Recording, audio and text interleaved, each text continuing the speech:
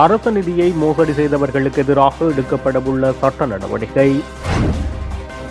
லசந்த படுகொலை சம்பவ வழக்கு முக்கிய சந்தேக நபர்களை விடுவிக்க பரிந்துரை. சுதந்திர தின நிகழ்வில் கண்ணீர் சிந்திய பிரதி அமைச்சர். டொனால்ட் டிரம்பின் நிர்வாகம் இலங்கைக்கு வழங்கியுள்ள உறுதிமொழி. இலங்கையில் ஆயுதமேந்தி போராடிய ஜேவிபியும் விடுதலை புலிகளும் தம்பிக்க ரணவக்க பகிரங்கம். உள்ளூராட்சி தேர்தல் திருத்த சட்டம் மூலம் உயர்நீதிமன்ற ரகசிய தீர்ப்பு இன்னும் கிடைக்கவில்லை. கடந்த கால அரசாங்கத்தின் நிதி மோசடி குறித்து அமைச்சரின் அதிரடி அறிவிப்பு. தொடர்பான விரிவான செய்திகள். அரசு நிதியை மோசடி செய்தவர்களுக்கு எதிராக சட்ட நடவடிக்கை எடுக்கும் போது அதனை அரசியல் பழிவாங்கல் என்று குறிப்பிட முடியாது என்று பொதுமக்கள் பாதுகாப்பு மற்றும் நாடாளுமன்ற அலுவல்கள் பிரதி அமைச்சர் சுனில் வட்டவல தெரிவித்துள்ளார். கொழும்பில் நேற்று நடைபெற்ற நிகழ்வில் கலந்து கொண்டதன் பின்னர் ஊடகங்களுக்கு கருத்து தெரிவிக்கையில் அவர் இவ்வாறு தெரிவித்தார். அரசு நிதியை மோசடி செய்தவர்களுக்கு எதிராக சட்ட நடவடிக்கை எடுக்கும் போது அதனை அரசியல் பழிவாங்கல் என்று குறிப்பிட முடியாது. சட்ட நடவடிக்கைகளை முன்னெடுக்கும் போது ஊழல்வாதிகள் அரசியல் பழிவாங்கல் என்று குறிப்பிட்டுக் கொண்டு தங்களை பாதுகாத்துக் கொள்ள முயற்சிக்கிறார்கள். எவரையும் அரசியல் பழிவாங்கலுக்கு உட்படுத்த வேண்டிய அவசியம் அரசாங்கத்துக்கு கிடையாது. ஊழல்வாதிகளை மக்கள் அறிவார்கள். அவர்களின் ஊழல் மோசடிகளையும் அறிவார்கள். சட்டம் அனைவருக்கும் பொதுவானதாகும். கடந்த அரசாங்கங்களைப் போன்று சட்டத்தை தமது விருப்பத்துக்கேற்ப பயன்படுத்தப் போவதில்லை. வரவு செலவு திட்டத்தை தொடர்ந்து கிளீன் ஸ்ரீலங்கா திட்டம் சகல அமைச்சுக்கள் ஊடாக நடைமுறைப்படுத்தப்படும். ஊழல் ஒழிப்பு என்பது கிளீன் ஸ்ரீலங்கா திட்டத்தின் ஒரு அங்கமாகும். இதற்கமைய கடந்த கால ஊழல் மோசடிகள் தொடர்பில் விசேட கவனம் செலுத்தப்பட்டுள்ளது. ஊழல்வாதிகளுக்கு எதிராக உரிய சட்ட நடவடிக்கை எடுக்கப்படும். ஜனாதிபதி மற்றும் பொது தேர்தலில் மக்களால் புறக்கணிக்கப்பட்டவர்கள் அரசாங்கத்துக்கு எதிராக ஒன்றிணைந்து கூட்டணி அமைக்க முயற்சிக்கிறார்கள். தேசிய மக்கள் சக்திக்கு கிடைக்கப்பெற்றுள்ள ஆணையை மலினப்படுத்த இடமளிக்கப் போவதில்லை என தெரிவித்துள்ளார். லசந்த படுகொலை சம்பவம் தொடர்பான வழக்கில் இருந்து முக்கிய சந்தேக நபர்கள் மூவரை விடுதலை செய்யுமாறு சட்டம் அதிபர் பரிந்துரை செய்துள்ளதாக கூறப்படுகிறது. கடந்த 2010 ஜனவரி 9 தெகிவலை அத்தியடி பிரதேசத்தில் வைத்து சண்டே லீடர் பத்திரிகையின் ஆசிரியர் லசந்த விக்ரமதுங்க படுகொலை செய்யப்பட்டார். அக்காலத்தில் பதவியில் இருந்த ராஜபக்ச அரசாங்கத்தையும் பாதுகாப்பு அமைச்சின் செயலாளர் கோட்டபய ராஜபக்சவையும் அவர்களின் ஊழல் மோசடிகள் தொடர்பில் கடுமையான விமர்சனத்துக்கு உள்ளாக்கியதன் காரணமாக லசந்த விக்ரமதுங்க படுகொலை செய்யப்பட்டமை விசாரணைகளில் தெரியவந்தது. அதனை நிரூபிக்கும் வகையில் ராஜபக்ச சகோதரர்களின் ஆட்சி காலத்தில் லசந்த படுகொலை தொடர்பான தடயங்களை மறைப்பதற்கு முழுவீச்சில் முயற்சிகள் மேற்கொள்ளப்பட்டதாக செய்திகள் வெளியானது.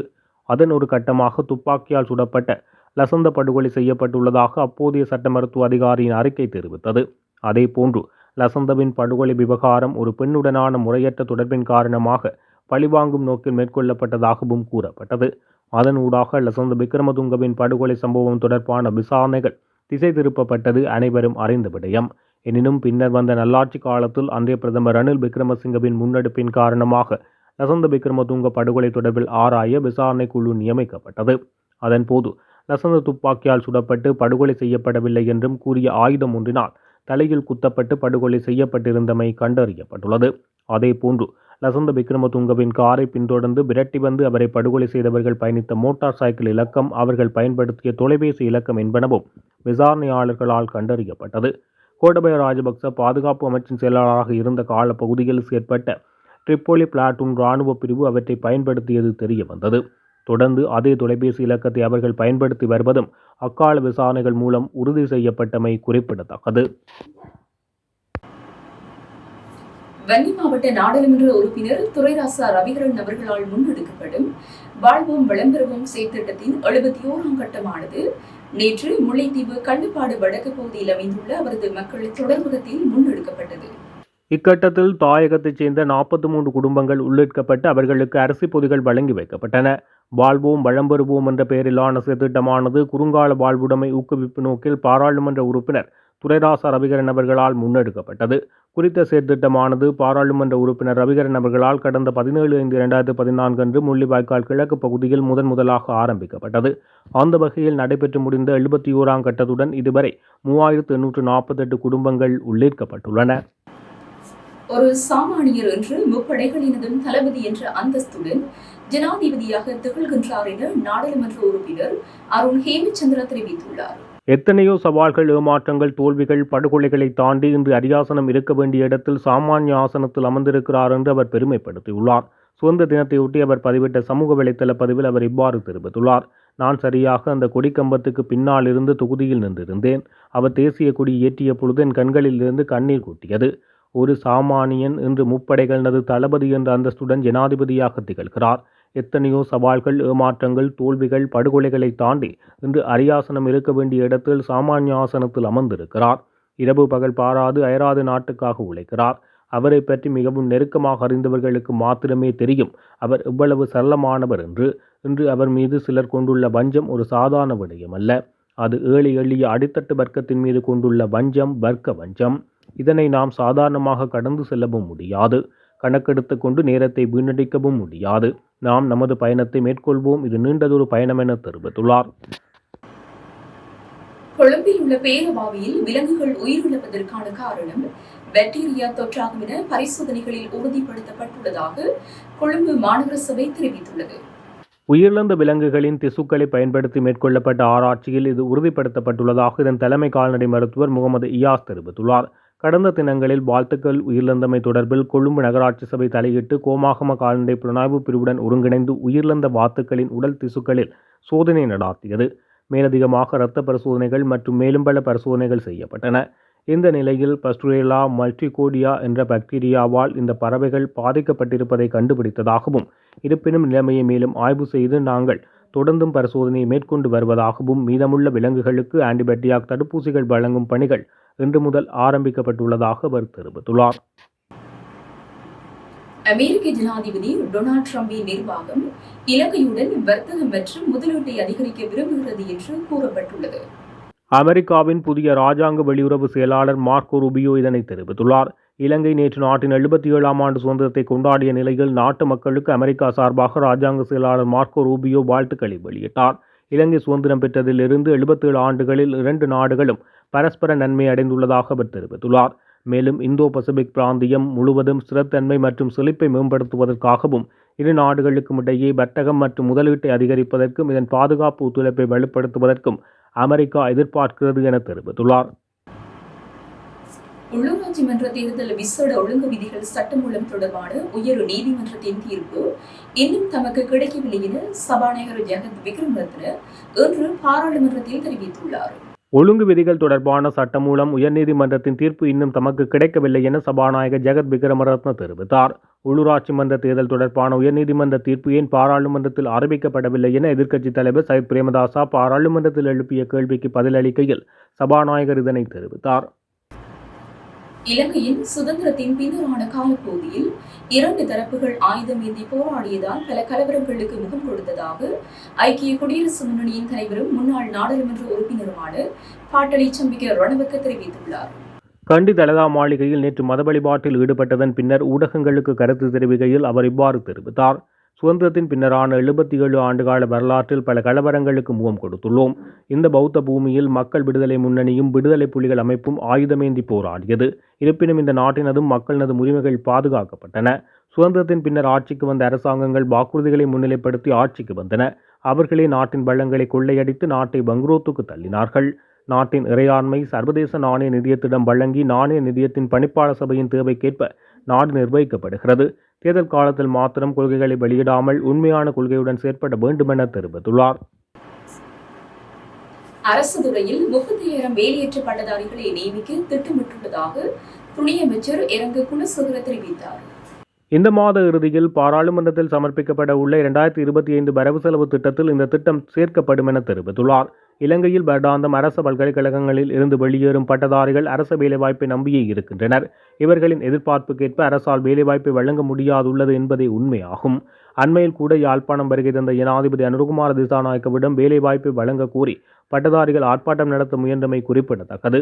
இதனிடையே அரசு துறையை மட்டும் நம்பியிருக்க வேண்டாம் என வேலையற்ற பட்டதாரிகளுக்கு தொழிலமைச்சர் பேராசிரியர் அனில் ஜெயந்த பெர்னாண்டோ அண்மையில் வேண்டுகோள் ஒன்றை விடுத்தார். சற்றுமுன் கிடைத்த செய்தியொன்று.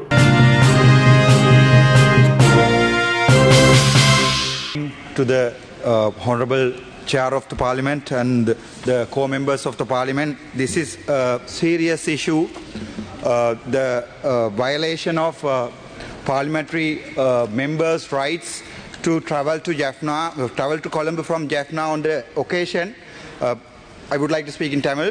20ஆம் திகதி காலமை 7 மணியிலிருந்து மாலை 7 மணி வரை நான் யாழ்ப்பாணத்திலிருந்து 21ஆம் தேதி இருக்கின்ற பாராளுமன்ற அமர்வுக்காக வந்து கொண்டிருந்த போது அன்றைய தினம் மன்னாரிலே வழக்குகளை முடித்துக்கொண்டு கொண்டிருந்த போது மன்னாரிலே நான் நினைக்கிறேன் அனுராதபுரத்துக்கும் மன்னாருக்கும் இடைப்பட்ட பகுதியிலே அனுராதபுர போலீசார் என்னை திட்டமிட்டு மறைத்தார்கள். அது மாலை 7:30 இரவு நேரம். நான் என்னுடைய வாகனத்தில் என்னுடைய சட்டத்தரணி legal secretary miss Kausalya Narendran அவர்களுடன் பயணித்துக் கொண்டிருந்தேன். அப்போது 2 போலீசார் போக்குவரத்து போலீசார் என்னை மறைத்திருந்திருந்தார்கள். அந்த மறைத்ததற்குரிய காரணம் என்னுடைய வாகனத்திலே விஐபி லைட் எனப்படுகின்ற சிவப்பு நீல வைட் எரியப்பட்டிருப்பதாகத்தான் அவர்கள் என்னை மறைத்திருந்தார்கள். எந்த நிமிடத்திலும் என்னிடம் அவர்கள் you have submitted your privileged question in English. Please speak in English. Sorry, I am good in Tamil, please. No, you have submitted that question in English. Okay, yeah. I will try my best. Otherwise, I'll speak in Sinhala. Is it fine? Only in English. Okay, thank you, sir. So on the same day, I traveled from Jaffna to Colombo to sit on the 21st parliamentary session. So I was disturbed by 2 policemen for the reason that I used the VIP light. I would like to mention the Honorable Speaker. Now, honorable MP, you have to you can speak the letters you have written. The Yes, document you have I'm written. speaking over the same incident, read. Honorable Yes. Speaker. Please read the letter that I gave you. Please read your privileged question. Yeah, is it not possible for me to tell the things on the same language? No. You read. Okay, give me a second, sir. Give me a second. Thank you for letting me know. So, I write to bring your esteemed attention to a grave matter that transpired on the evening of 20th January 2025 when I was en route from Jaffna to Colombo. I was accompanied by my legal secretary, attorney at law, Ms. Kaushalya Narendran, in my personal vehicle. At approximately 7 p.m., I was intercepted by officers from the traffic division of the Anuradhapura district who, without furnishing any legitimate grounds for the stop, demand documentation to substantiate my identity. In compliance with the request, I duly identify myself as a member of parliament representing the Tamil minority. However, the officers insisted on seeing an official identification document issued by the parliament. Regrettably, at that moment, I was not in possession of any such specific document from parliament. Nevertheless, I intend to present the official windscreen pass bearing the parliament emblem along with the signature and seal of the Surgeon at Arms, which I would like to table to the office. This is the same document that was provided, a card, a copy of paper that was provided as an identification material. So I showed them this document. This act of disregard not only impeded my ability to continue my journey, but also, in my view, constitute a palpable violation of my parliamentary privileges, particularly my right to attend the parliamentary session without hindrance. Such actions, I believe, undermine the sanctity of the parliamentary institution and degrade its authority.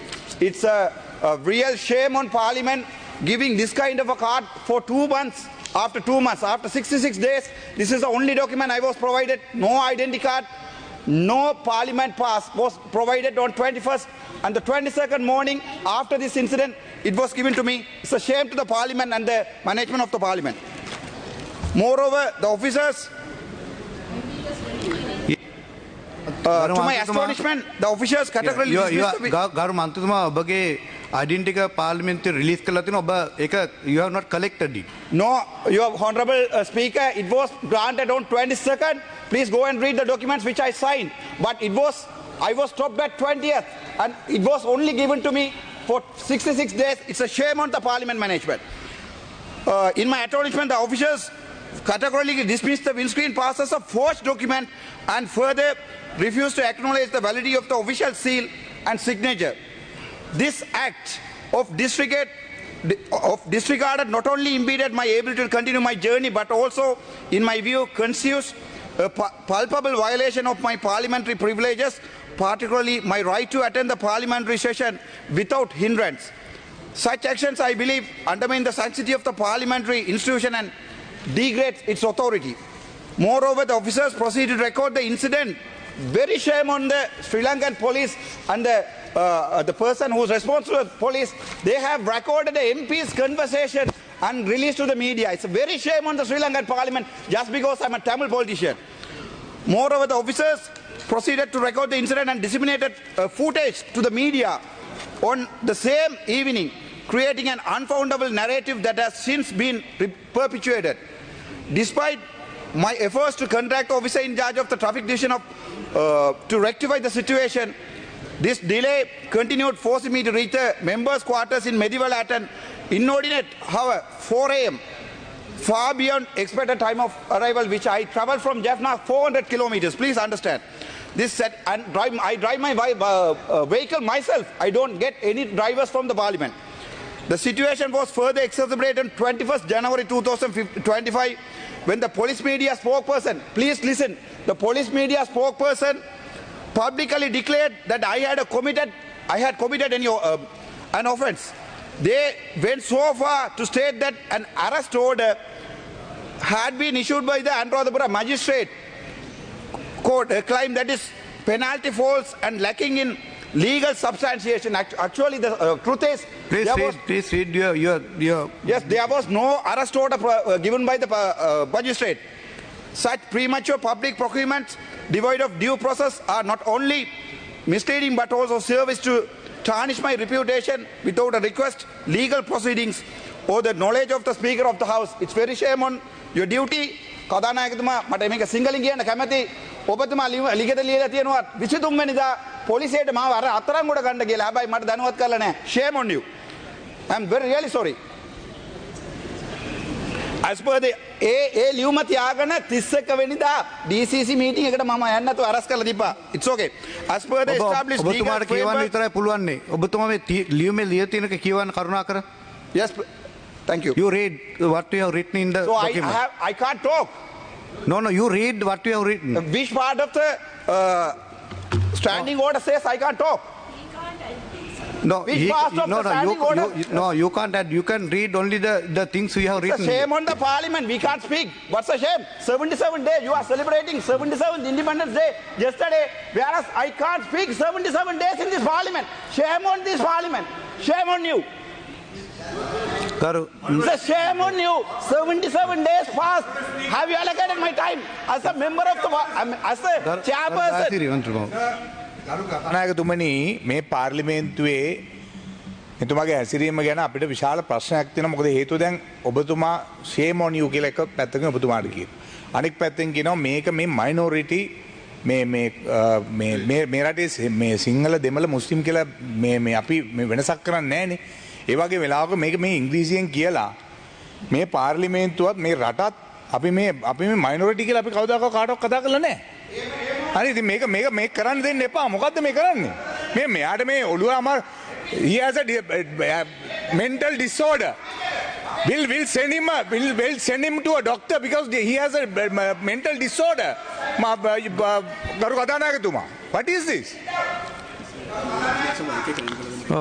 මේ කරුණු කාරණා අන්සාර් දෙකෙන් අයින් කරලා දාන්න. මේ ඔබතුමාට read කරන්න විතරයි පුළුවන්. කරුණාකර ගරු මන්ත්‍රීතුමා ඔබතුමා ට්‍රැෆික් වයලේෂන් එකක් සම්බන්ධයෙන් පොලිසිය විසින් මාව දැනුවත් කරලා තියෙනවා.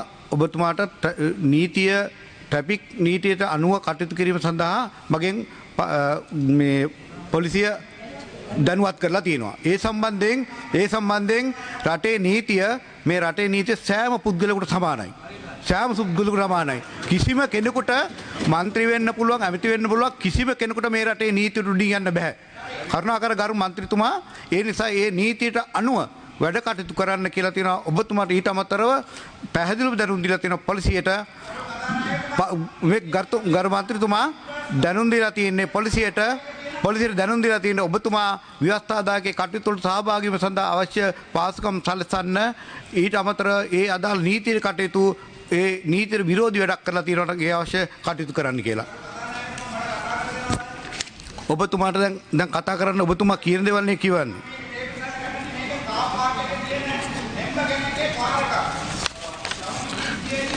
ඔබතුමා මේ කාරණාවෙන් පරිබාහිර කතා කරන්නේ. ලියුම නැති දෙයක් කිසිම දෙයක් කැන්සාර් ගත වෙන්නේ නැහැ කරු මන්ත්‍රීතුමා. කරුණාකර දෙවනි පිටුව කියවන්න. කරු මන්ත්‍රීතුමා දෙවනි පිටුව කියන්න. I have to speak. හරි කරුණ කදානායකතුමා මම සමාව ඉල්ලනවා ඔබතුමා මට දැනුවත් කරපු නැති එකක් තමයි මං කිව්වේ මට කැමති මේ රටට අත්ත කියන්න බොරු කියලා පොලිටික්ස් කරනවා නම් ඕගොල්ලෝ කරගන්න මම ඊටු ටිකක් මං කියවන්නම් ඊට කලින් කරු කදානායකතුමා මේ අපේ පාර්ලිමේන්තු ගරු මන්ත්‍රීතුමා ඔබතුමාට දැන් මේ බරපතල ප්‍රශ්නයක් මේ ඔබතුමා කියවන්නේ ගරු සභානායකතුමා. කතානායකතුමනි අපිට 11 මාට ආණ්ඩුවේ ප්‍රධාන කටයුතු ආරම්භ කරන්න තිබෙනවා. ඒ වරප්‍රසාද ප්‍රශ්න තව කීපයක් තිබෙනවා. இத்துடன் ஜெஃப்னக்லரியின் மதிய நேர பிரதான செய்திகள் நிறைவடைகின்றன. மேலதிக செய்திகளை அறிந்து கொள்ள www.jeffnaclery.lk என்ற இணையதளத்தினூடாக இணைந்து கொள்ளுங்கள்.